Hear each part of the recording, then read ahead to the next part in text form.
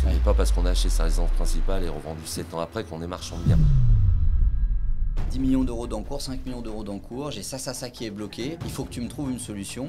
Un jour, j'ai géré un dossier, la personne voulait mettre 50% d'apport, on a terminé sur un financement à 100%. Je disais que moi j'invitais mes banquiers à manger. On crée une relation qui n'est pas que professionnelle, voilà, où ils savent le prénom de mes enfants, ils savent où j'habite, ce que j'aime bien faire dans la vie, tout ça. Clairement, des gens qui sont déjà partis de France, ou des gens qui vont aussi ralentir leurs investissements par rapport au climat actuel. J'achète 1 million, je revends 1,5 million, je pense que le métier là est vraiment terminé. Salut à tous les amis, j'espère que vous allez bien. Bienvenue dans cette toute nouvelle vidéo au format interview que vous connaissez déjà. On est aujourd'hui avec Frédéric.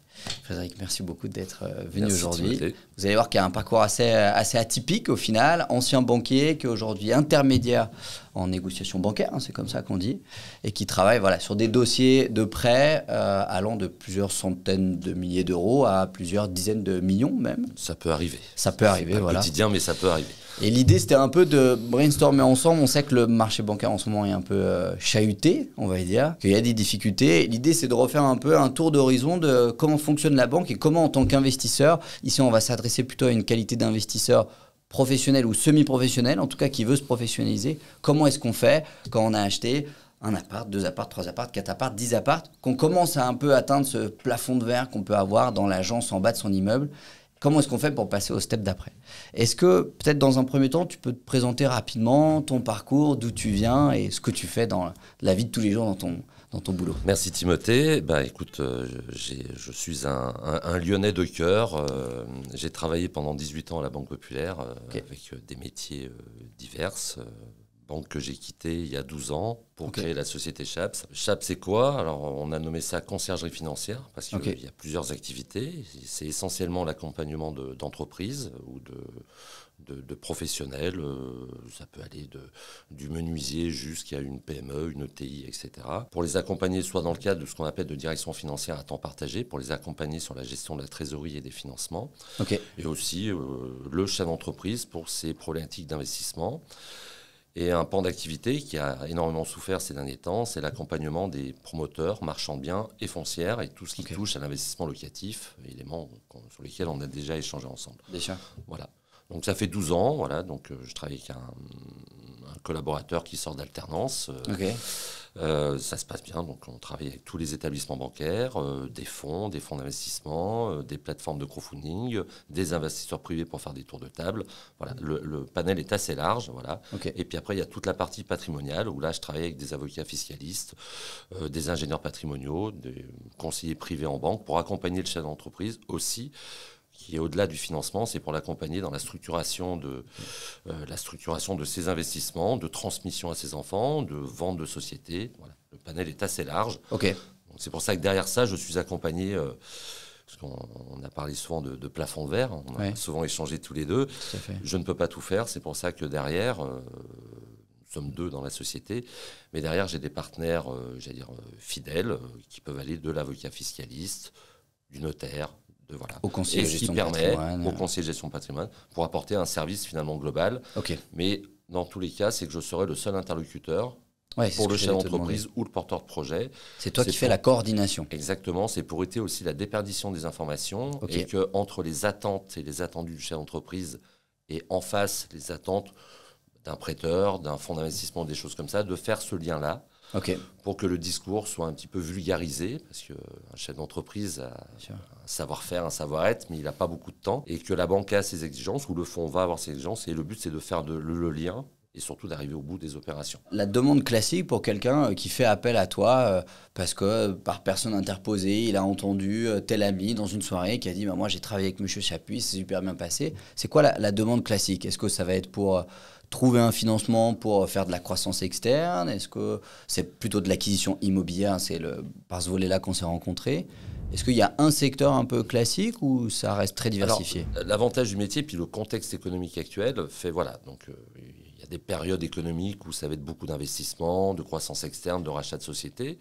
Là, en ce moment, une grosse partie de mon activité, c'est de rechercher de la trésorerie pour les sociétés, parce que la trésorerie est devenue pour la plupart des sociétés exsangues. des défauts de règlement, une baisse de l'activité, plein de choses. Donc là, on restructure la dette et j'ai beaucoup de demandes en ce moment. Mais par contre, ça peut être aussi des demandes... refinancer un bien immobilier pour un chef d'entreprise qui n'a plus la trésorerie et que sa société ne lui permet plus d'endetter. Donc ça, c'est des choses que l'on fait aussi. Après, restructurer une dette, une société qui a empilé un petit peu des dettes au gré de l'avancée, de la vie de sa société. Il y a peut-être des dettes aujourd'hui, il y a peut-être trop de dettes court terme, donc il faut peut-être réétaler, rééchelonner, etc. C'est avant de passer avant des phases qui sont plus judiciaires, la sauvegarde, les mandats ou un redressement. Mais c'est qu'il y a plein de choses qui peuvent être faites au préalable. Donc c'est vrai que plus les choses sont prises en amont, sont anticipées. Comme un métier que tu connais bien, c'est la médecine. Bien sûr. Plus on soigne rapidement, plus quand même on a de chances de s'en sortir. Et c'est un petit peu le cas. Et il y a de tout. Aujourd'hui, on sent qu'il y a quand même une reprise. Avec, il y a l'immobilier, puis il y a l'activité classique. Mais on sent quand même que c'est très difficile, c'est long, parce que les banques aussi sortent d'une période où elles ont dû subir quand même beaucoup de défaillances de sociétés. Donc elles sont encore plus vigilantes qu'elles ne l'étaient avant. Et donc c'est pour ça, mais c'est trouver de toute façon l'activité ne va pas s'arrêter, l'activité économique ne va pas s'arrêter, c'est aujourd'hui de trouver cet équilibre pour aussi accompagner les porteurs de projets et pour répondre aux attentes et aux attendus des banques aujourd'hui. Est-ce que tu dirais que le flux de dossiers, grosso modo, a augmenté là, ces derniers temps du fait peut-être des dernières annonces qu'on a eues, politiques, des gens qui se disent... Est-ce que je reste? Est-ce que je parte? Il faut que je trouve un moyen parce que j'ai des crédits trop chers. Alors, tout ça augmente un peu le... Alors, les crédits trop chers, de toute façon, on sort d'une période où les crédits étaient tellement bas.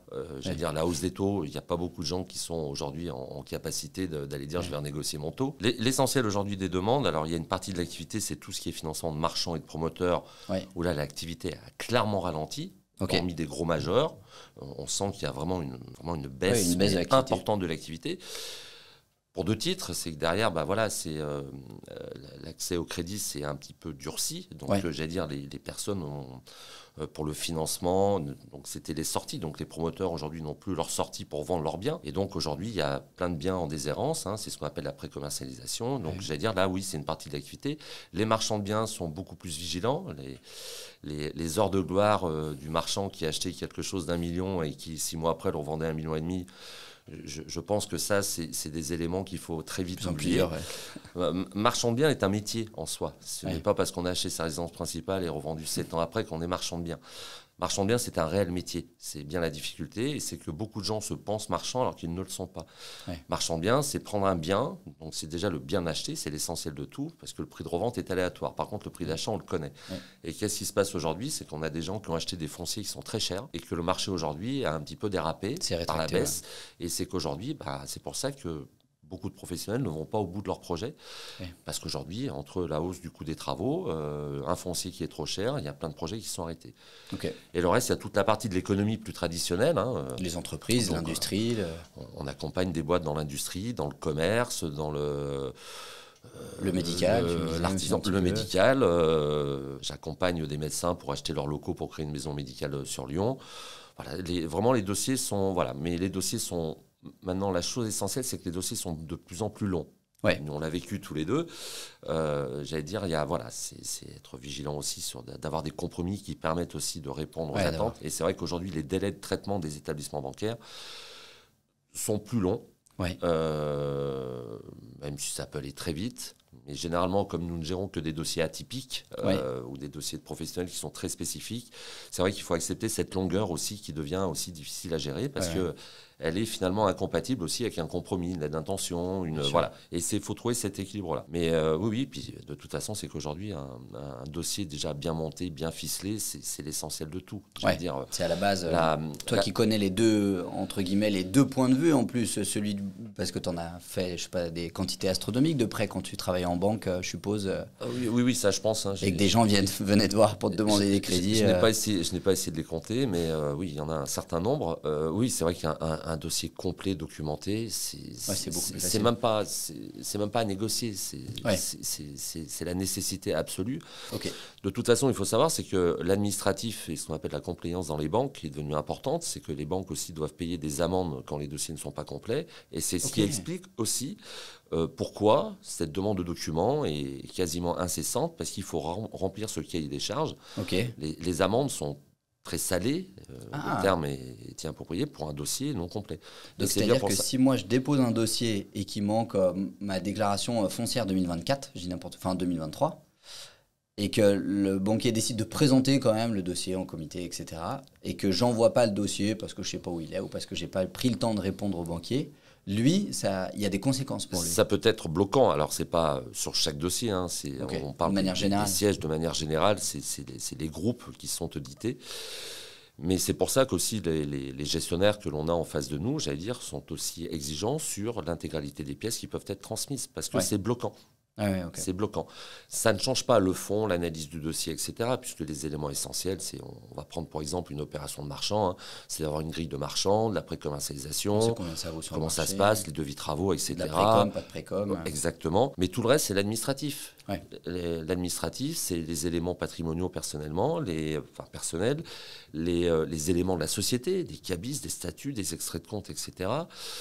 Et tous ces éléments sont incontournables. Et c'est vrai que même moi, des fois, certains gens se rebutent aux demandes ou aux rappels que l'on peut faire quand on demande des documents. Mais moi, je sais qu'aujourd'hui, un dossier non complet n'est même pas traité. Voilà. Donc, autant déjà s'éviter cet écueil pour amener un dossier de qualité, un dossier documenté. Et le reste, après, c'est tout le travail qu'on a à faire d'expliquer le projet.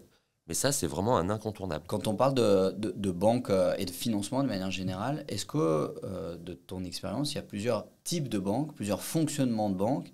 Et qu'est-ce qui fait que toi, dans ta profession, tu vas dire, tiens, tel dossier, je vais le présenter plutôt à tel endroit qu'à tel endroit? Quel est le raisonnement que tu utilises pour te dire, ça le fera plus, je sais pas, au Crédit Agricole qu'à la ASG, ou à l'ASG qu'au LCL, etc., etc. Une question très intéressante, mais piégeuse. Les banques, il y a deux types de banques. Il y a les trois banques nationales, qui sont des banques internationales, hein, la BNP, la Société Générale, le Crédit Lyonnais. Puis après, on a toutes les banques régionales, mutualistes, coopératives, etc. Le reste, la chose importante, c'est au-delà de la banque, c'est les hommes qu'il y a dedans. Moi, pourquoi j'ai fait un choix de n'avoir aucune rémunération de la part des établissements bancaires, c'est de pouvoir choisir mes interlocuteurs. Parce que certaines personnes peuvent avoir une appétence plus ou moins marquée par rapport à des types d'activités, des trucs. Après, on va parler de tout ce qui touche les marchands, promoteurs. Là, c'est des services qui sont dédiés. C'est ce qu'on appelle les services de PIM, les services de promotion immobilière et marchand de biens. Ce sont des services spécialisés pour les professionnels de l'immobilier parce que là, on va chercher une compétence, une analyse et les gens ont l'habitude de traiter ce type de dossier. Demain, une personne qui s'est installée, qui est marchand de biens, qui va avoir son agence, la personne va dire on ne peut pas faire. C'est normal parce qu'il y a un service dédié. Et c'est pour ça c'est qu'aujourd'hui, il y a des critères, mais après, qui sont propres pour chaque banque.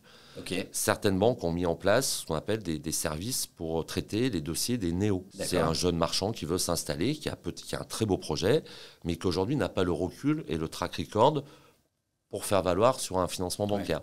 Certaines banques ont développé des services dédiés pour ce type de dossier.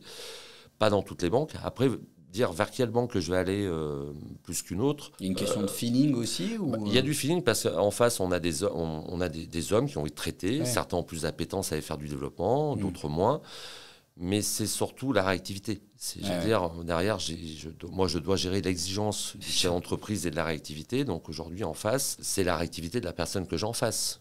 Alors, une année, ça va être une banque plus que l'autre. Une année... Moi, de toute façon, j'ai pas trop j'envoie à tout le monde. J'ai des interlocuteurs dédiés dans chaque banque qui me permettent justement que les dossiers soient pris en charge. Et c'est qu'il faut toujours que j'ai un interlocuteur pour savoir comment ça avance. Le problème, c'est que la personne que je vais avoir n'a pas qu'un dossier. Et donc, c'est gérer le temps, comment ça se passe, etc.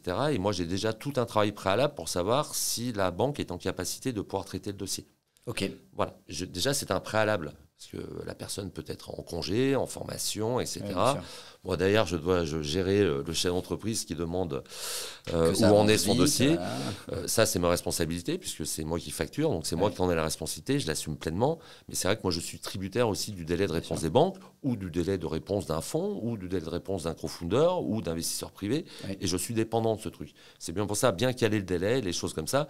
Évidemment que ça dérape. Des fois, on n'a pas de réponse, ça dure, parce que le dossier est complexe, atypique. On essaie de trouver des solutions. Et ça, c'est vrai que des fois, le chef d'entreprise a un petit peu de mal à accepter, parce qu'il est dans l'instant, alors que derrière, on essaye de trouver des solutions. Il y a des fois des décalages. Dire qu'une banque est meilleure qu'une autre, non. Par contre, bien Moi, j'ai une affinité par mon parcours parce que j'apprécie travailler avec cette banque aussi, mais je travaille aussi avec les autres. Je travaille avec tout le monde. Aujourd'hui, les banques font le même métier, un métier qui était chahuté, j'allais dire, depuis quelques années, par simplement le renforcement de la réglementation, des obligations de fonds propres, des obligations administratives, de compliance, etc. Et je pense que c'est un petit peu cette fracture qui s'est passée entre l'attendu du chef d'entreprise ou du porteur de projet et l'attendu de la banque. Voilà, mon métier, c'est que tout le monde se comprenne. Ouais, bien sûr. Donc en choisir une par rapport à une autre, déjà je le ferai pas devant tout le monde. Bien sûr. Mais pour autant, il y a des hommes, il y a des gens, après les gens évoluent dans leur carrière au sein de la banque. Il y a des interlocuteurs, quand je les vois partir, ça me fait mal au ventre. Parce que c'est des gens avec qui on travaille super bien avec eux, c'était fluide, c'était bien. Puis après on reconstruit une relation. Et c'est vrai que ça, c'est des reproches que font souvent les chefs d'entreprise, c'est sur le turnover qu'il y a sur la gestion, essentiellement dans les agences domestiques. Oui. Mais c'est vrai que plus on va sur des services dédiés, les gens restent un petit peu plus longtemps, que ce soit de l'entreprise, du corporate, de la gestion privée, de la gestion de fortune. Il y a une certaine stabilité et les services sont organisés aussi pour assurer le back-office. Ouais, exactement. Parce qu'au sein de... Alors, je ne sais pas si toutes les banques fonctionnent de la même chose, mais il y a plusieurs strates. Déjà, il y a la partie pro, la partie privée. Ouais.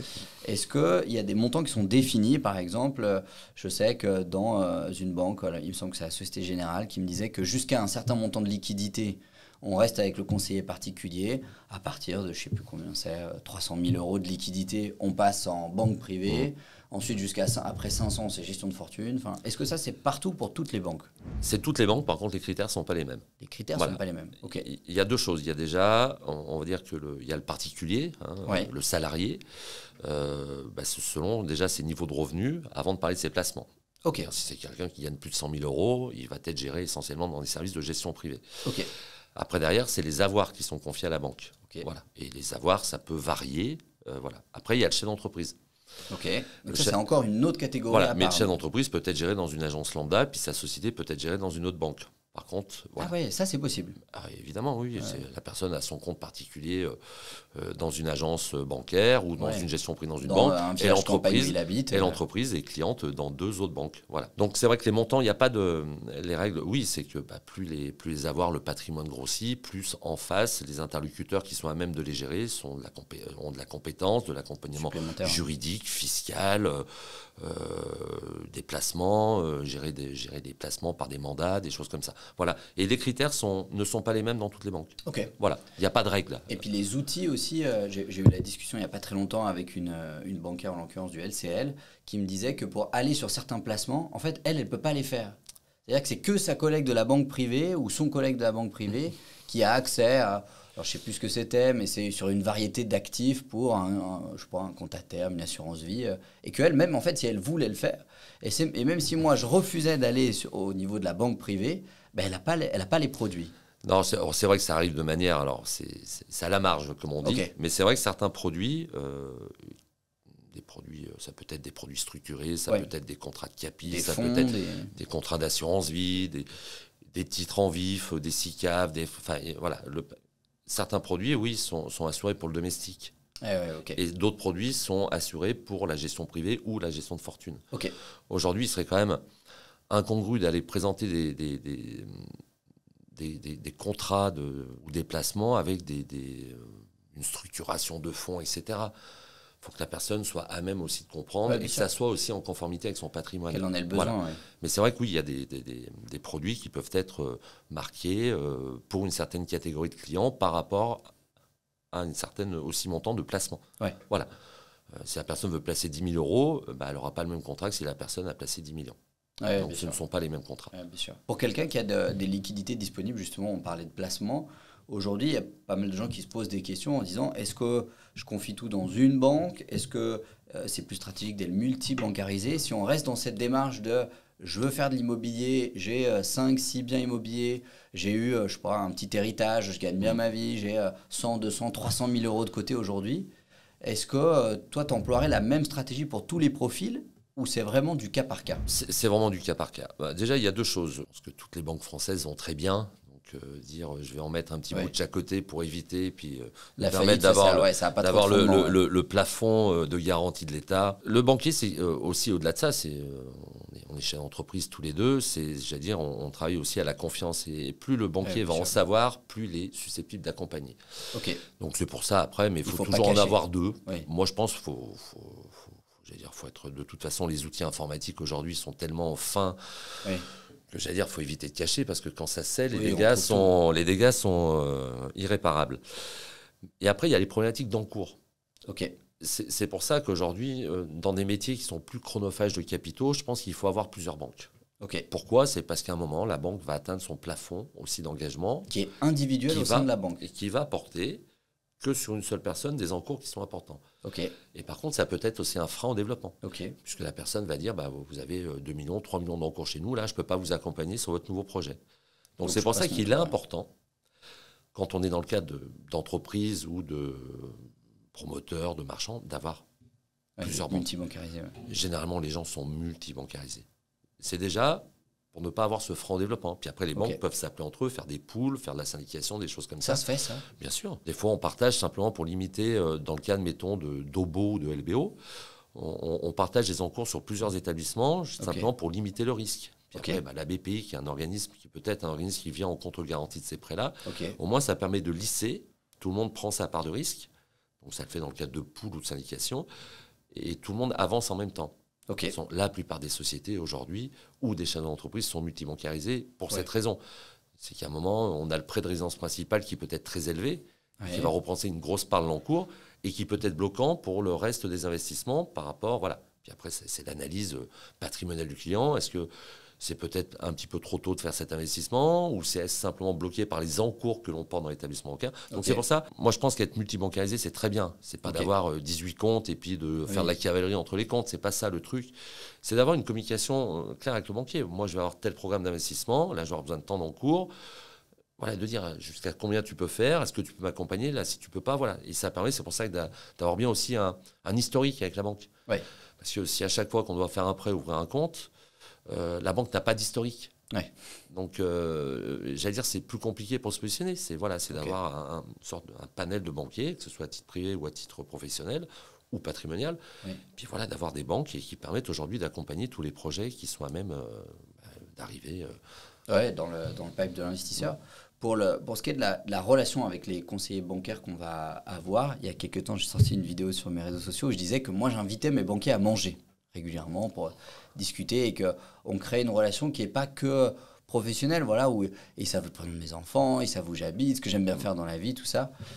Et c'est ma façon de fonctionner. Toi qui as du coup été de l'autre côté de la table, est-ce que c'est quelque chose qui est apprécié, pas apprécié? Est-ce que tu conseillerais à quelqu'un qui a régulièrement besoin de capitaux, le cas d'un investisseur qui veut se développer assez rapidement son parc immobilier, d'entretenir une relation, je dirais, assez, pas intime, mais serrée, avec les différents conseillers avec qui il travaille? Alors, le déjeuner, parce que ça reste aussi un moment de plaisir, et qui permet de parler de manière un petit peu plus libre de certains problèmes. Mais tu as souligné quelque chose qui est important, c'est une communication régulière. Une communication régulière et que le banquier puisse venir dans l'entreprise ou chez le client pour voir l'environnement dans lequel il vit. Ça, c'est important? Moi, je trouve que c'est très important parce que ça permet de juger. Moi, chaque fois que j'ai à financer quelque chose, même aujourd'hui que je suis de l'autre côté de la barrière, je vais voir la société. Je vais visiter les locaux. Parce qu'on peut sentir le climat, le chef d'entreprise dans son élément, etc. Et je trouve que c'est important. Mais c'est vrai que tu as souligné quelque chose qui est très important, c'est une communication régulière. Parce que le fait, au moins, ça ne fait pas des ruptures de liens. Et ça, c'est pour tous les... à la limite, c'est pour tous les... oui, dans la vie. C'est dans beaucoup de métiers. Mais c'est vrai que c'est encore plus sensible parce que l'établissement bancaire ou le banquier qui va avoir en charge le dossier, plus il est informé régulièrement, plus il y a des informations pour accompagner rapidement. Si demain, il y a des ruptures trop longues par rapport à ce qui s'est passé, il va y avoir aussi une digestion des informations qui va être plus importante. Et le fait de les communiquer régulièrement permet que il est au courant et le dossier ira plus vite. C'est pour ça que c'est très important ce que tu dis, alors que ça se fasse autour d'une table, d'un café, d'un déjeuner, etc. Peu importe. Mais c'est d'avoir une communication régulière. J'ai eu le cas il n'y a pas longtemps d'un ami qui a une grosse boîte de menuiserie en Bourgogne-Franche-Comté, qui avait un peu de difficultés, qui appelle sa banque et qui dit voilà, j'ai des prêts pro, est-ce que ce serait possible de les suspendre ou de les réduire pendant 3-6 mois, le temps de me laisser un peu de latence? J'ai un promoteur qui m'a laissé une ardoise de 250 000 € d'impayé. Je vais avoir du mal à m'en relever, j'ai besoin d'aide. Et le conseiller lui a répondu écoutez, je vais voir, mais je ne suis pas sûr. Je lui ai dit attendez, pourquoi vous n'êtes pas sûr? Je comprends pas. Enfin, vous me connaissez? Il me dit oui, mais ça fait 2 ans que je n'ai pas eu de votre coup de fil. Ça fait 2 ans qu'on n'a pas eu de nouvelles de vous. Voilà, on voit ce qui tombe sur les comptes, mais on ne s'est pas vu, on n'a pas déjeuné ensemble, tout ça. Donc, je ne peux pas prendre la décision tout seul. Il faut que j'en passe à ma responsable, on parle à ma responsable d'agence, tout ça. Est-ce que c'est quelque chose, du coup, qu'on peut éviter en se disant, bah, tiens, tous les 6 mois, une fois par an, je fais une petite bouffe à la maison, j'invite les gens, ou même je les invite à déjeuner pour un repas un peu plus formel. Est-ce que toi, c'est quelque chose que tu fais déjà à titre personnel avec les clients et est-ce que c'est quelque chose que tu conseillerais à un investisseur qui est encore une fois de l'autre côté de la barrière? C'est pas que je conseille, mais c'est incontournable. Essentiel. La banque, faut pas aller la voir quand on a besoin. Et ouais. La banque, c'est un partenaire. Et c'est un partenaire essentiel dans la vie d'une société. Et c'est pour ça qu'il faut communiquer régulièrement. Ouais. Déjà, il y a des éléments pour des sociétés. C'est chaque année, c'est aller voir la banque pour expliquer le bilan, d'expliquer des éléments. Ah ouais, ça tout le monde le fait pas, je trouve. Non, parce que c'est de dire, voilà, j'ai mon bilan, puis j'aimerais bien vous expliquer ce qui s'est passé cette année. Okay. Et en l'occurrence, l'exemple que tu donnes, ton ami menuisier, c'est sachant qu'il se prend impayé. Alors, je veux dire, il a peut-être d'autres choses à faire. Ouais, tout à fait. La vie est dense de chef d'entreprise. Et puis, des fois, on ne fait pas les bons choix. Mais c'est à dire, voilà, ce qui m'arrive, c'est ça. Alors, il ne faut pas non plus inquiéter. Parce que, j'allais dire, c'est ça la difficulté. C'est qu'on se dit, j'ai pris un papier 250 000, voilà, on peut aussi lever les fourches. Mais c'est de dire, voilà ce qui se passe, j'ai ça, comment on peut faire pour organiser pour que je passe cette période échelonner, mettre en suspens les échanges de prêts, refaire un petit prêt de BFR pour pallier, j'allais dire, au redéveloppement qui va se faire derrière. Mais ça, c'est des choses qui s'anticipent. Voilà, il ne faut pas être devant le mur. Voilà, j'ai mon échéance sur SAF et dans 2 jours, je ne sais pas comment la payer. Je pense que l'échéance sur SAF, tout le monde sait qu'elle est arrivée à cette date. Voilà, et ça, c'est des choses qui s'anticipent. Parce que déjà, ça permet aussi peut-être de suspendre l'échéance sur SAF plutôt que de demander à la banque. C'est d'essayer d'anticiper. On en revient bien, c'est ce qu'on disait au préalable, c'est d'anticiper, d'essayer de voir ce qui va arriver. Il y a des éléments impondérables, des éléments qu'on subit. Une traite qui revient à payer, j'allais dire, voilà, c'est d'être vigilant sur la qualité déjà des papiers que l'on prend, des choses comme ça. Mais c'est vraiment d'anticiper et de communiquer. Après, le banquier, il pourra ou il ne peut pas, mais au moins, on s'est donné les moyens d'aller au bout de la demande. Bien sûr, Et certaines boîtes aussi peuvent aller au tapis parce que la communication qui était faite avec les établissements bancaires n'a pas été suffisante. Voilà. Après, la banque est en droit de dire non parce qu'elle n'y croit pas. Ça, c'est aussi possible. C'est pas non plus...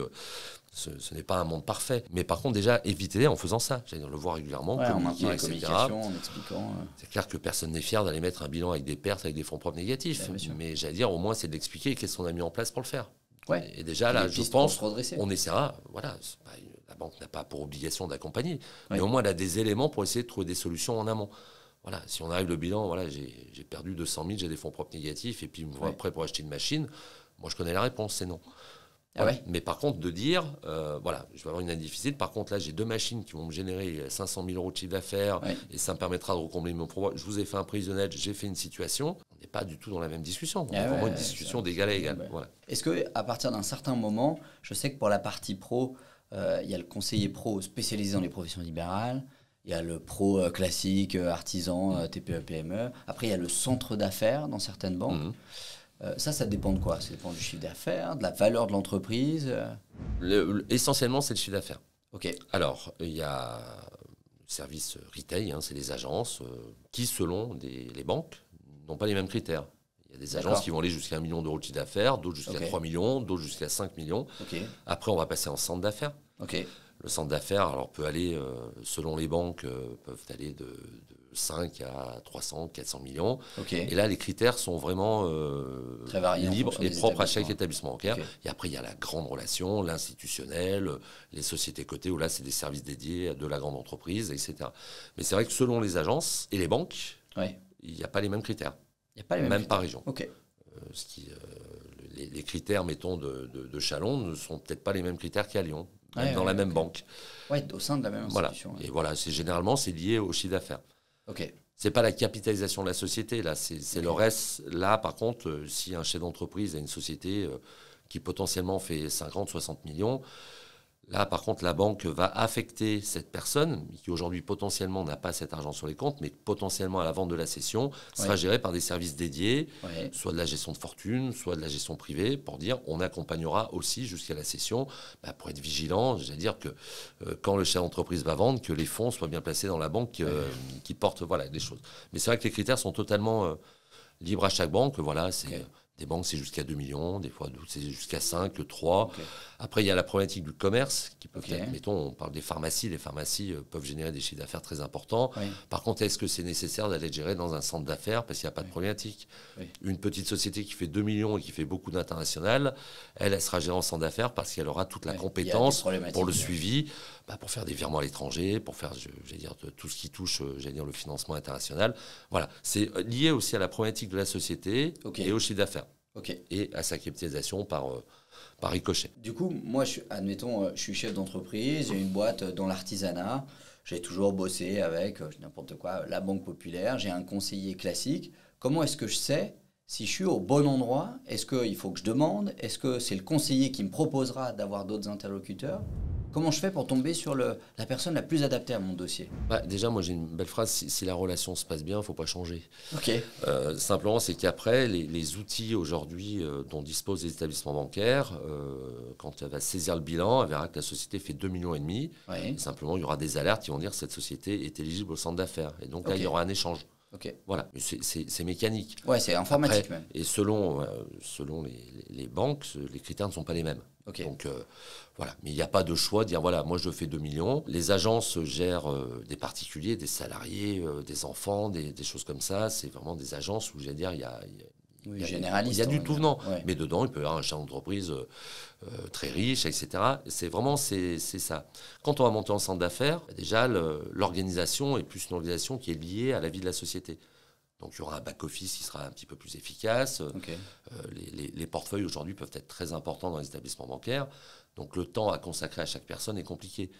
Donc voilà, c'est pour ça, c'est qu'après, plus on va monter en gamme, plus les portefeuilles se réduisent parce que, j'allais dire, l'attention qu'on doit porter aux clients doit être plus importante. Ouais, puis plus du cas par cas, peut-être, c'est moins généraliste. Aujourd'hui, les besoins d'une entreprise sont multiples et quasiment quotidiens. Les besoins d'un salarié, c'est l'acquisition de la voiture, le financement de sa résidence principale ou secondaire, déplacement. On va dire qu'il y a des demandes qui sont un petit peu plus lissées dans le temps. Alors que la vie de l'entreprise, de l'investisseur ou du marchand est beaucoup plus régulière. Elle est beaucoup plus régulière.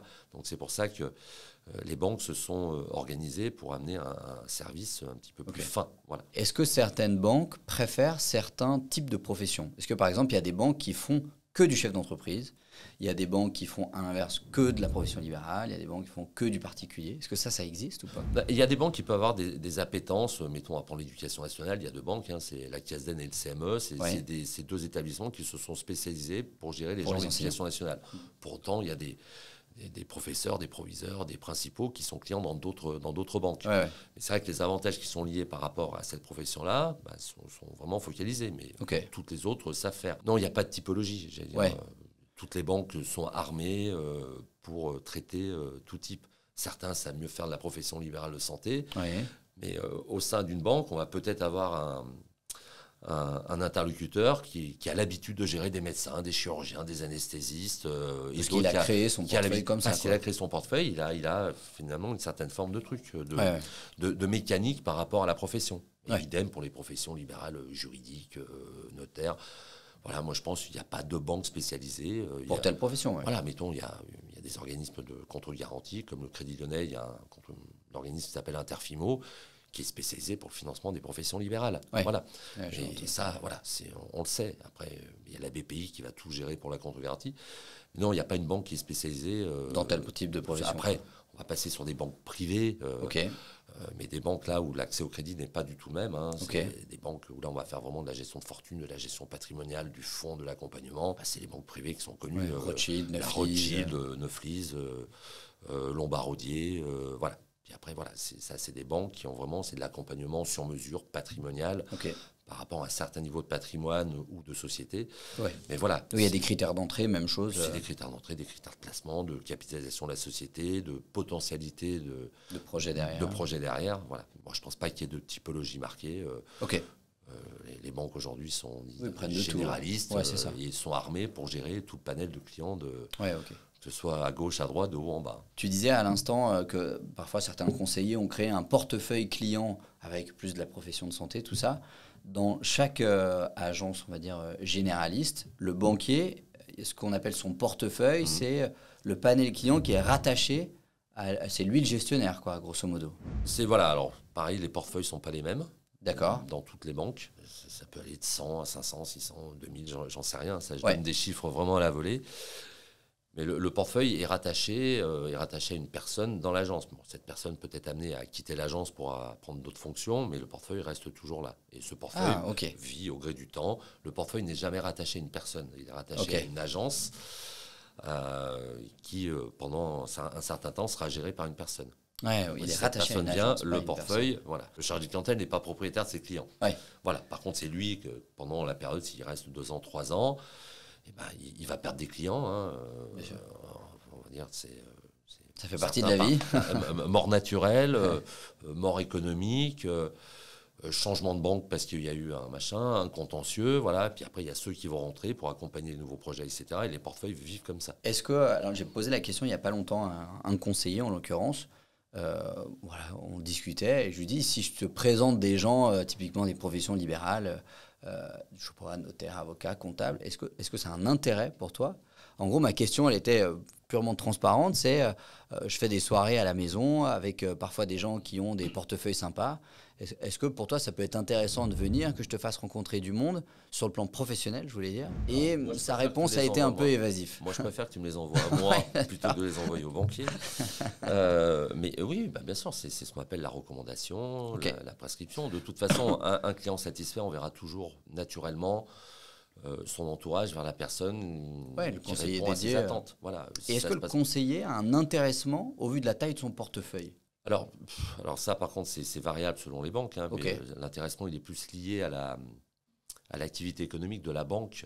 D'accord. Mais aujourd'hui, ça existait il y a très longtemps, j'allais dire la prime au produit.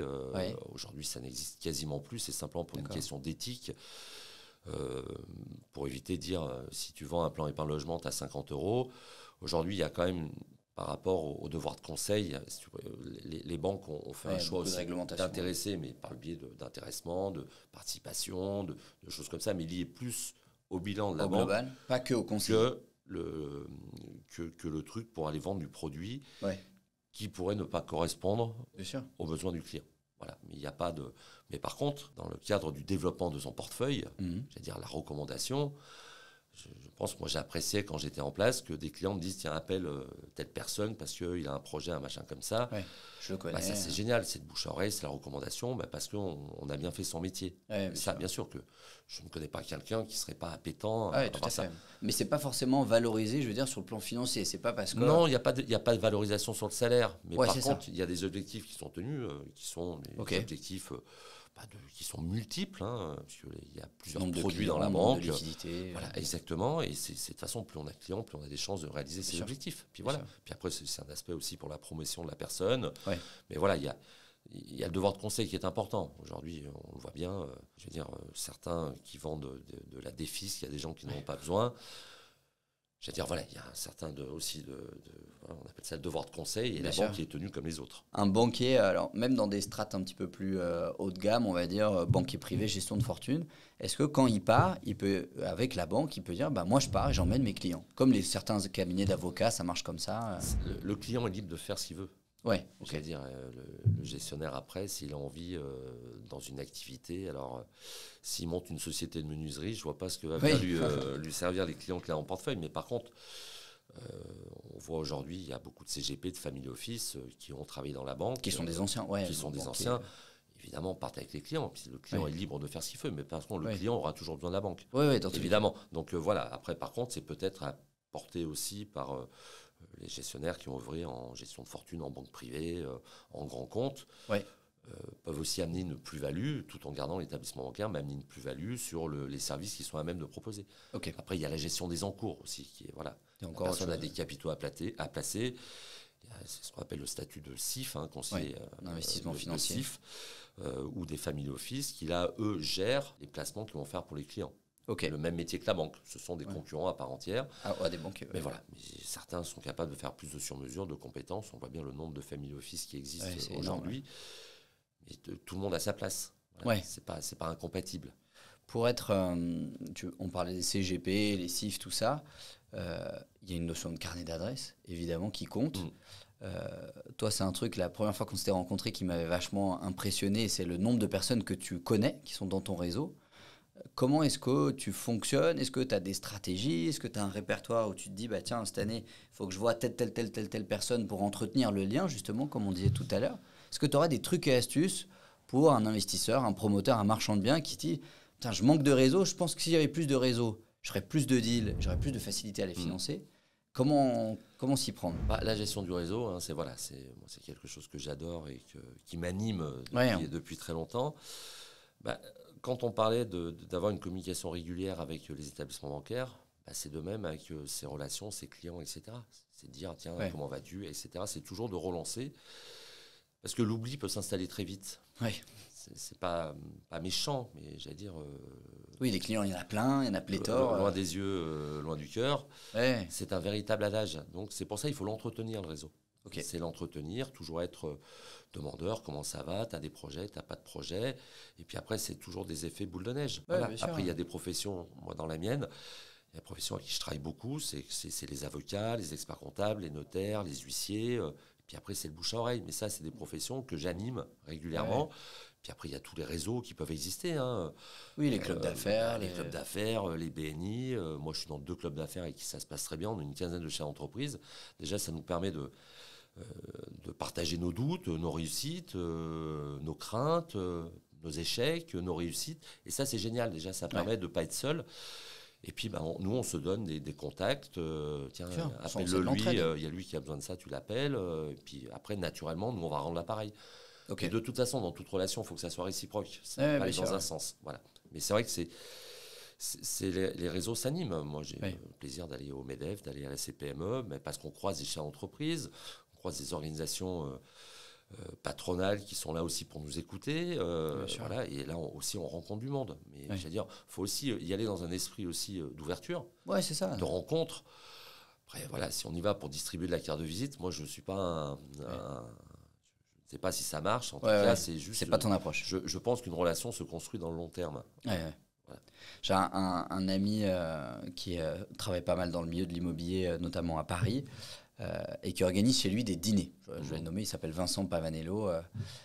Il est assez connu dans le milieu de l'immobilier. C'est un des principaux conseillers des grands patrons de la promotion parisienne, tout ça. Et un jour, je pose une question en toute transparence, quand un petit étudiant en médecine, on va dire, je dis, Vincent, pourquoi est-ce que tu invites tes clients chez toi ?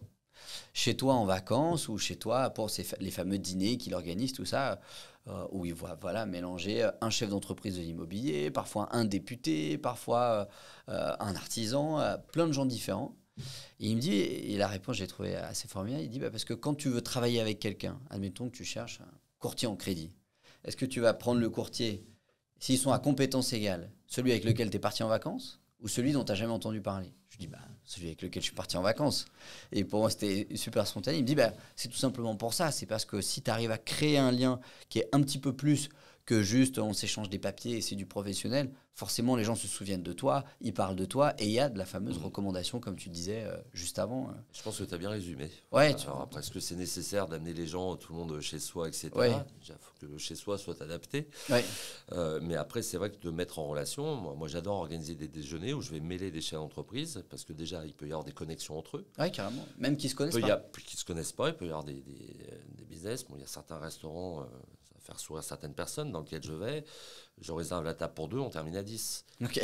Mais ça permet aussi de mettre aussi en relation lors d'un moment un petit peu plus tranquille, un moment de repos dans la journée. On peut parler de travail, on peut parler d'autres choses, mais ça permet aussi de créer un lien. C'est exactement ce que tu disais. Et là, de faire rencontrer des gens qui ne se connaissent pas. Puis après, des fois, le notaire va peut-être travailler avec l'architecte que je lui ai présenté, etc. Et ça commence par ça. Ça commence par ça, c'est la mise en relation. Et c'est vrai que ton ami l'a bien résumé. Hein. Moi, je préfère, je ne travaille qu'avec les gens que je connais. Oui. Oui, ça peut paraître logique, mais c'est vrai que tout le monde ne le fait pas. Et je trouve, vis-à-vis de la banque, il y a en tout cas dans l'esprit collectif, un peu un a priori de... Ouais, mais lui, il est banquier, on n'est pas du même monde, tu vois. On entend souvent ça chez les gens. Du même monde aussi. On est en fait, factuellement aussi. Voilà, par contre, on n'a pas les mêmes attentes. Généralement, le banquier, on va aller le voir pour qu'il nous prête de l'argent. Oui. Donc, on va être demandeur. Oui. Donc, voilà. Le restaurant n'est pas incompatible. Bon, il n'y a pas besoin que d'un restaurant. Ça peut être un café, l'inviter à une soirée qu'on a organisée avec d'autres partenaires. c'est aussi de l'associer à la vie, j'allais dire, sûr, de l'entreprise. Où, voilà, après, il pourrait y avoir une connotation de dire on va un petit peu le soudoyer en faisant un restaurant avec une très bonne bouteille de vin. C'est ce que des fois les gens peuvent penser. Ouais, enfin bon, là, le monde a bien changé dessus, j'allais dire, et je pense que les gens sont capables, sont quand même à même de faire la part des choses entre ça et dire on va passer un moment pour échanger dans un moment tranquille, etc. Mais ça peut être le tour d'un café, d'une partie de golf, Peu importe. de l'amener au foot pour voir un match, pour partager une passion. Voilà, c'est des éléments comme ça. Je pense pas qu'il y a une méthode, il y a plein de méthodes. Bien sûr. Quand des fois on m'appelle, je pense que ça doit être comme toi. Comment on fait pour se créer un réseau ? Il faut déjà en avoir envie. Il faut déjà aller vers l'autre. Faut pas, c'est simple. J'allais dire, se créer un réseau, c'est juste pour prendre des cartes de visite. La carte de visite, ça n'a jamais nourri personne. C'est vrai. Mais par contre, il faut l'utiliser. C'est bien d'avoir. C'est bien d'avoir les coordonnées. Moi, chaque fois que j'ai un numéro qui m'appelle, j'enregistre. Ah ouais, ok. Même s'il ne me sert à rien. Oui. Parce que moi, je ne décrocherai jamais un numéro qui n'est pas enregistré. Donc, du coup, dans ton téléphone, tu as tout ton carnet d'adresses dans ton téléphone. J'en ai beaucoup, voilà. Alors, il y en a que j'ai pas, parce que quand c'est des plateformes qui t'appellent pour te vendre de la défiscalisation ou un nouvel abonnement free, c'est des numéros que je n'enregistre pas, mais que je bloque pour autant. Mais c'est vrai que voilà, ça se résout. Puis d'envoyer, dire voilà, d'être vigilant. Après, il y a des réseaux comme LinkedIn que moi, j'essaie d'utiliser, mais je passe par une personne dédiée qui s'occupe de ça. Qui organise, et j'en profite, qui organise un festival de cinéma dans quelques mois qui s'appelle Les Mauvais Gones, qui s'appelle Arnaud Thomas, que je salue. Et c'est lui qui me gère la communication, avec qui j'ai grand plaisir de travailler. Mais voilà, c'est des choses qu'il faut animer. Voilà. Bien sûr. Et entretenir. Et c'est comme une relation qu'on peut avoir avec nos compagnes respectives. J'allais dire, comme une relation, ça s'entretient. Je pense que c'est pareil pour le reste. Dans ton métier... qui touche à l'aspect, enfin qui est un peu à la croisée des mondes entre au final de la gestion de patrimoine, de l'analyse stratégique, du financement, tout ça. Est-ce que des fois il y a des dossiers que tu refuses ? C'est-à-dire qu'on t'appelle, tu dis écoutez, envoyez-moi un mail avec les principales infos et tu dis ah non celui-là j'y vais pas. Alors j'aime pas refuser, mais j'en refuse énormément. Pour deux raisons. Déjà, comme je suis essentiellement payé au résultat. C'est important de le souligner. Je suis essentiellement payé à l'accord de crédit. Donc, si j'ai pas d'accord, je suis pas payé. Mais pour autant, j'y ai consacré du temps et de l'énergie. Parce que le dossier soit fait, pas fait, qu'il fasse 200 ou 2 millions, le temps que j'y passe est à peu près le même. Donc, c'est pour ça, il y a certains dossiers, quand ils sont trop petits, je les prends pas, parce qu'il est très compliqué de pouvoir facturer. Après, il y a des dossiers que je ne prends pas parce que la situation de la société ne me permettra pas, ou que le dossier n'est pas bon, ou que les éléments qui m'ont été transmis ne répondent pas. Oui, j'en refuse, mais régulièrement. Voilà. Après, l'intérêt, c'est qu'il y a le dossier, comment il est présenté initialement, et la tournure que je vais peut-être lui donner pour le présenter. Voilà. Il y a, mettons, quelqu'un qui me dit, voilà, j'ai besoin de 400 000 euros pour la trésorerie de ma société, j'ai fait un exercice déficitaire, j'ai pas de belles perspectives. Par contre, j'ai trois résidences, j'ai 1,5 million d'immobilier qui est bloqué, je crois en ma boîte et j'ai envie de remettre le truc. Plutôt que de se focaliser sur la société, on va peut-être se focaliser sur le refinancement du patrimoine personnel pour dégager la liquidité. Commencer à transmettre aux enfants, à enclencher une stratégie patrimoniale avec laquelle, moi je serais généralement accompagné d'un fiscaliste, d'un CGP, des choses comme ça, pour être accompagné pour que les choses soient bien faites. Mais c'est vrai que des dossiers, je refuse. Voilà, puis il y a des périodes qui sont plus compliquées. La période, mettons, du mois de février est toujours compliquée parce que les boîtes ont arrêté leur bilan au 31 décembre, on ne l'a pas encore. Et donc, les établissements bancaires, donc c'est pour ça déjà d'anticiper, d'avoir aussi, mettons, un atterrissage, une pré-situation, un pré-bilan pour ne pas bloquer les dossiers. La liasse fiscale, c'est quand même au mois de juin. Et s'il faut attendre le mois de juin, j'allais dire, pour avoir les financements, c'est-à-dire que pendant 6 mois, on ne fait rien. Mais ça, c'est des choses qui s'anticipent. Mais toi, tu es transparent. C'est-à-dire que, admettons, tu donnais l'exemple d'un marchand, il vient te voir, il te dit, écoute, j'ai 10 millions d'euros d'encours, 5 millions d'euros d'encours, j'ai ça qui est bloqué, il faut que tu me trouves une solution. Je t'envoie les pièces, tu lis les pièces, tu dis, là, je suis pas sûr que ça le fasse. En tout cas, je suis pas sûr de moi, Frédéric Chapuis, de trouver une solution. Tu le dis. Ou est-ce que tu testes toujours quand même ? Parce que, encore une fois, tu le disais, tu n'es payé au résultat. Je dis que ça va être compliqué, mais si je sens qu'il y a une possibilité de sortie, j'en prendrai le risque. Je préfère en avoir 10 qu'une. Mais par contre, j'essaie d'avoir un discours transparent, de dire que ça va être compliqué. Alors des fois, certains clients écoutent, d'autres n'écoutent pas. Mais je leur dis, ça va être compliqué, mais on va quand même essayer. Mais après, ça m'arrive des fois de refuser de manière sèche. Je dis, c'est impossible à faire. Ouais. Mais après, j'essaye déjà de trouver une solution, trouver s'il y a des choses à côté. C'est pour ça qu'il faut qu'il y ait un échange assez...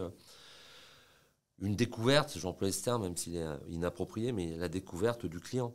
Ouais, bien Parce sûr. que derrière une situation, je vais surtout essayer d'aller chercher ailleurs pour voir si on ne va pas trouver la solution dans le ailleurs. Ok. Parce que des fois, voilà... Faire appel à un ami, enfin, il peut y avoir... Faire appel, peut-être que patrimonialement, il y a un truc à faire, à refinancer, il y a peut-être quelque chose à gratter d'un côté, peut-être qu'on va revoir certaines choses, revoir le mode de rémunération, puis là, amener des éléments tangibles à la banque ou au financier ou au fonds pour dire, voilà, il faut accompagner. Voilà, mais on essaye de faire, mais des fois, bon, il y a des situations, voilà, et aujourd'hui, on sent que beaucoup de sociétés souffrent de la trésorerie. Ouais. Une activité économique qui est un petit peu plus morose, des délais de règlement, des impayés, des clients, comme tu l'as souligné tout à l'heure, ton ami qui a un de ses gros clients qui part en redressement judiciaire. Voilà, aujourd'hui, je crois que j'ai entendu les chiffres, c'est 200 dépôts de bilan par jour. Ah ouais, 200 dépôts de bilan voilà, par donc jour. il y a quand même un climat certain, il y a des doutes, difficile d'avoir une vision, de se projeter. Aujourd'hui, on dit toujours que gérer une société, c'est d'anticiper et de se projeter. Aujourd'hui, il est très difficile d'avoir une vision à moyen terme. Okay. Beaucoup de gens gèrent à vue aujourd'hui, donc on est acculé dans les délais. Donc les demandes aujourd'hui sont très, très rapprochées et les délais de traitement se sont allongés. Ouais. Donc c'est vrai qu'aujourd'hui, il faut gérer un petit peu cette période un petit peu délicate. Mais voilà, on sent que les sociétés souffrent, les délais de règlement. On voit le nombre de gens qui arrêtent, les chantiers qui s'arrêtent parce que le plombier n'est plus sur le chantier, parce qu'il n'a pas pu faire face à ses charges. Oui, on sent vraiment un climat quand même qui n'est pas délétère, mais qui se tend. Morose. Puis aujourd'hui, difficile finalement de se projeter, quoi. Donc c'est vrai que l'anticipation, la gestion, et puis certaines personnes n'ont jamais connu de crise. Ouais. On le voit bien, moi j'en ai discuté avec des interlocuteurs et des amis banquiers qui sont à des niveaux de responsabilité importantes. Aujourd'hui, on a des collaborateurs qui n'ont jamais vécu de crise. Oui, c'est donc être face à un client qui est dans le doute, le stress, la chose comme ça, des fois il y a aussi des difficultés de communication et c'est pour ça que aussi mon rôle c'est d'essayer d'harmoniser ça, d'essayer que les gens s'entendent. Le stress du chef d'entreprise, je le comprends. Et en face, on a quelqu'un qui n'a jamais vécu de crise. Donc c'est vrai que c'est très facile de dire, on a un compte, il y a 0, il y a moins 10 000, je rejette, au moins je suis tranquille. Oui. Mais peut-être ça peut mettre la société au tapis. Donc c'est pour ça qu'il faut qu'il y ait des échanges. Après, le banquier ne peut pas appeler tout le monde tous les matins non plus pour dire vous êtes à découvert. Voilà, donc c'est pour ça que c'est anticiper, c'est bien. Après, des fois, il y a toujours l'impondérable, mais c'est vrai qu'on parle toujours d'anticipation, de vision, voilà, c'est compliqué à mettre en place, c'est usant, mais on sent qu'il y a une période actuelle qui est un peu lourde, on va dire. On a vu dernièrement, il y a pas mal de gens qui ont rebondi dessus sur les réseaux sociaux, les déclarations de Bernard Arnault, du patron de Total, tout ça, qui se révolte un petit peu par rapport au nouveau projet de loi de finances qui est sorti là pour début 2025. Toi qui côtoies beaucoup de chefs d'entreprise, mais aussi des banquiers et conseillers en gestion de patrimoine, des gens qui tournent autour de l'aspect patrimonial des Français. Et on sait que la majorité du financement public aujourd'hui repose sur les hauts salaires, c'est-à-dire les gens qui gagnent plus de 4 000, 5 000 euros par mois. Donc ces gens-là, c'est eux qui financent tout le reste, en grande partie, en très grande majorité. Toi, c'est quoi ta vision sur 2025, 2026 et les années à venir pour ce qui est du marché français au sens large, de l'entreprise et de l'immobilier? Je ne sais pas si je suis très compétent pour avoir une vision de tes sons de cloche d'économiste. De tes relais. Je vais rester humblement à mon niveau et puis je ne veux pas rentrer dans des connotations politiques. On sent qu'il y a vraiment une crainte importante des hauts patrimoines, j'allais dire, par rapport au climat actuel. Toi, est-ce qu'il y en a qui t'ont appelé en disant « Putain Fred, t'as vu ce qui est en train de se passer, comment on fait, qu'est-ce que je fais ?» Oui, alors moi, c'est pas le cœur de mon métier, mais comme je travaille essentiellement je travaille aussi avec des family office et des CGP, ça, c'est des échanges qu'on peut avoir. Et j'ai eu, clairement, des gens qui sont déjà partis de France. Ah ouais. Ou des gens qui se posent la question. Ou des gens qui mettons, vont aussi ralentir leurs investissements par rapport au climat actuel. Il y a vraiment des éléments. Après, il y a des gens, que ce soit le Bernard Arnault comme le patron de Total, oui, moi, je ne jugerai pas, mais je comprends cette réaction-là. Oui, bien sûr. Ouais. Et je veux dire, à un moment, il faut qu'il y ait un petit peu un équilibre, revoir. Et puis là, on parle un petit peu des pouvoirs politiques que l'on a actuellement, quoi. Ouais. sujet dans lequel je n'irai pas, évidemment. Bien sûr, en toute courtoisie. Au niveau du marché, je dirais plus immobilier, avec les sons de cloche, des marchands de biens, des promoteurs que tu connais pas mal, surtout sur la région lyonnaise et alentour. On a tendance à croire qu'il y a un peu une reprise, en tout cas c'est ce qu'on voit sur BFM Business, etc.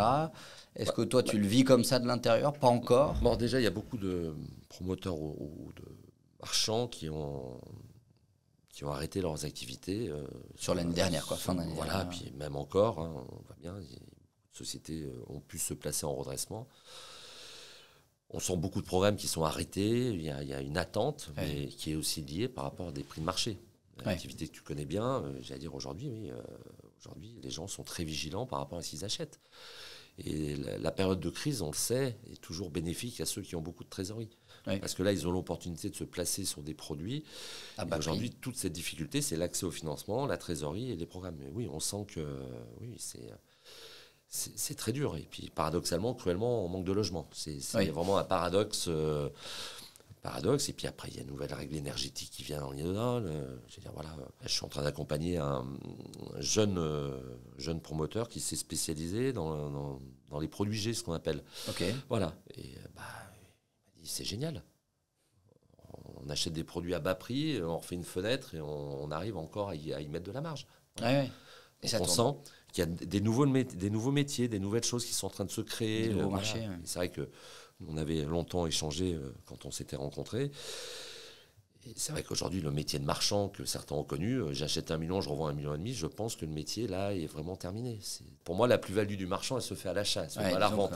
Voilà. Aujourd'hui, c'est ce climat d'insécurité, des valeurs, comment on se positionne, etc. Ce qui valait 15 000, aujourd'hui c'est peut-être plus à 8, mais moi à 8 000, je ne boucle pas mon programme. Et aujourd'hui, c'est un petit peu le constat que l'on a, et ce qui explique aussi l'inquiétude des établissements bancaires sur les sorties. Voilà. Parce qu'il y a de l'encours sur toutes ces personnes-là. Il y a des encours, évidemment. Est-ce que, alors je crois que tu as déjà répondu au début de l'interview, mais il y a un risque un peu de faille en cascade, j'ai envie de dire. Aujourd'hui, tout le monde dit, vous vous rendez compte, la France, on emprunte à des taux d'intérêt supérieurs à la Grèce, tout va s'effondrer. Moi, je suis par nature, je suis quelqu'un d'optimiste. Tu serais pas alarmiste. Mais oui, on traverse, de toute façon, il y a juste à regarder les émissions économiques, les revues économiques. Oui, on traverse une période post-Covid compliquée. Alors après, est-ce que certains choix auraient pu être avant? Moi, je suis très mal placé j'en ai mon opinion, mais je ne la dirai pas aujourd'hui. Mais c'est vrai qu'aujourd'hui, oui, il y a des préoccupations déjà. Comment on va payer? Moi, je n'aurais pas payé 10% de plus déjà sur ce que je paye sur la société. Voilà, je suis touché aussi par ça, par cette inquiétude de remettre la main à la poche. J'allais dire, je pense que voilà, l'effort doit être commun. Voilà, je veux dire, à un moment, moi, je peux plus. Puis, j'allais dire, à un moment, oui, tu l'as évoqué. Oui, c'est quand même l'économie est quand même financée pour la plupart par les hauts salaires, par les sociétés. Donc, faut jamais l'oublier, mais il faut un équilibre. On a un pays, j'allais dire, quand même, on a quand même des services sociaux qui marchent bien, on a quand même des hôpitaux, même si il y a des métiers que tu connais bien. J'allais dire, mais qui sont là. J'allais dire, voilà, faut jamais oublier ce que l'on a. Par contre, ça pourrait être mieux.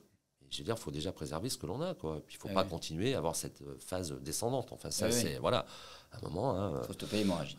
Je veux dire, une société aujourd'hui, elle fait plus face à ses charges, elle licencie. Bon, ben voilà, mais je pense qu'en plus, il y a plein de choix à faire. Je veux dire, à un moment, faut savoir aussi faire des coupes dures. Et je pense que. Je ne sais pas si les choix sont bons ou pas bons, mais là, oui, je pense qu'à un moment, là, il faut faire quelque chose, en tout cas. Oui, et en tout cas, tout ça tend le marché. Et tend le marché, parce que les gens. Les marchés aiment bien quand ils sont rassurés. Bien comme sûr. tout le monde. Et quand il y a la certitude, il y a une volatilité. Oui, tout à fait. Voilà. Pour conclure, est-ce que tu aurais 2-3 histoires de financement que tu as accompagnées, que tu as montées, mais qui sont un peu incroyables, un peu, tu vois, le tableau de chasse, on va dire, un truc qui n'était pas censé passer, qui a duré plus longtemps que prévu, un truc qui était censé passer puis il n'est pas passé. 3 trucs, des histoires où tu te dis là, ça a été. On pourrait en écrire un livre, quoi. Ça, un livre, je pourrais l'écrire déjà sans raconter les histoires, ça je pourrais, sur les anecdotes. Non, mais des dossiers, oui. Il y a 3 trucs qui te viennent en tête où tu te dis. Moi, il y a un dossier, j'allais dire, que j'avais considéré qui était perdu. J'ai appelé chez l'entreprise, j'en étais au 9e refus après avoir tout fait. Puis, puis un jour, on m'a appelé, tiens, Fred, j'ai l'accord. Comme ça, du jour au lendemain. Voilà, j'ai appelé chez l'entreprise, ils ne croyaient pas. Ok. Alors l'histoire, c'est que le chef d'entreprise n'a toujours pas réglé mes honoraires, ça c'est autre chose. Mais par contre, voilà, après 9 refus, j'ai eu un accord. Et il y a des dossiers, par contre, j'ai eu 9 accords et le client n'est pas allé au bout. 9 accords, le client n'est pas allé au bout. Non, il ne voulait plus faire l'opération. Mais après, des dossiers atypiques, oui, parce que j'ai eu des activités atypiques. Puis après, une partie de mon métier aussi, c'est au-delà des financements, c'est aussi aujourd'hui d'aller trouver des banques pour aller. Là, j'ai un client qui doit mettre en place des TPE virtuels avec des choses un petit peu sur une activité un petit peu particulière. Voilà, c'est aussi des missions que j'ai. Voilà, mais oui. Enfin, des anecdotes, oui, j'en ai plein, mais... Une qui te vient en tête Un jour, j'ai un dossier, la personne voulait mettre 50% d'apport, on a terminé sur un financement à 100%. Et le contexte, c'était quoi? Quelqu'un qui avait beaucoup de liquidités, chef d'entreprise on va dire une personne qui vivait dans les pays de l'Est et qui avait pour habitude de toujours payer cash, enfin payer lui et pas d'avoir accès au crédit. Ok. Et oui, on n'était pas à 50, mais à 70% d'apport. Et son dossier était tellement bien ficelé, on l'a tellement travaillé ensemble et machin, qu'il a eu un crédit, il ne savait pas ce que c'était. Il avait été surpris. Et donc maintenant, c'est le droit du crédit. Ah oui, c'est vrai? Voilà. Donc maintenant, il me dit combien je mets. Alors, je lui dis 35, 40% d'apport. C'est voilà, combien tu veux payer, combien. Et on a cet échange aujourd'hui qui est assez marrant avec lui. Ok. Voilà. De toute façon, moi, l'endettement, ça paraît aujourd'hui nécessaire. C'est-à-dire la trésorerie est tellement précieuse, on le sait bien, qu'aujourd'hui, faut trouver l'équilibre entre les attendus de la banque. Oui. Et les attendus du client. Je fais un résumé peut-être très vulgaire, mais c'est trouvé. On a vu aussi des financements, nous avions échangé ensemble, nous, sur des investissements locatifs, où on avait des financements à 115%. Oui. Aujourd'hui, ça, je pense que ce temps est révolu. Voilà. Ce temps est révolu, il faut l'accepter. J'ai souvent, par contre, des discussions avec des chefs d'entreprise. Mais en 1980, c'était comme ça. Non, en 1980, la médecine n'était pas celle qu'elle est aujourd'hui. Les voitures n'étaient pas celles qu'elles sont. Donc, les choses évoluent. Et puis ça, il faut l'accepter aussi. C'est vrai que si on prête à chaque fois 110%, c'est génial pour l'investissement. C'est peut-être aussi ce qui a tiré les choses vers le haut. Aujourd'hui, voilà, il y a simplement des éléments bancaires qu'il faut prendre en ligne de compte. Et l'apport, c'est aussi, ça permet de... moi, je ne connais pas un chef d'entreprise. Je pose souvent la question, c'est combien tu mets d'apport? La réponse, c'est le moins possible. Voilà, c'est immuable. Mais voilà, c'est trouver l'équilibre aussi par rapport aux attendus en face. Ouais, faire le joint entre les deux. Exactement. Le rôle d'intermédiaire, c'est vraiment ça. Trop bien. Pour les gens qui veulent te contacter, est-ce que tu as un site internet ou est-ce qu'ils peuvent prendre contact avec toi? Je pourrais te demander de dossiers, des trucs. Écoute, avec grand plaisir. Alors, j'ai un site internet, c'est Chaps Conciergerie Financière. Ok, ils peuvent tout trouver dessus. Voilà. On le mettra dans la description. Il y a les coordonnées, mail, téléphone. Voilà. Surtout de bien laisser un message, parce que quand j'ai pas de message, je ne peux pas rappeler. Exactement. Voilà, je le précise. Super, merci beaucoup. Merci Timothée. Merci d'être venu, et puis à une prochaine. Avec grand plaisir.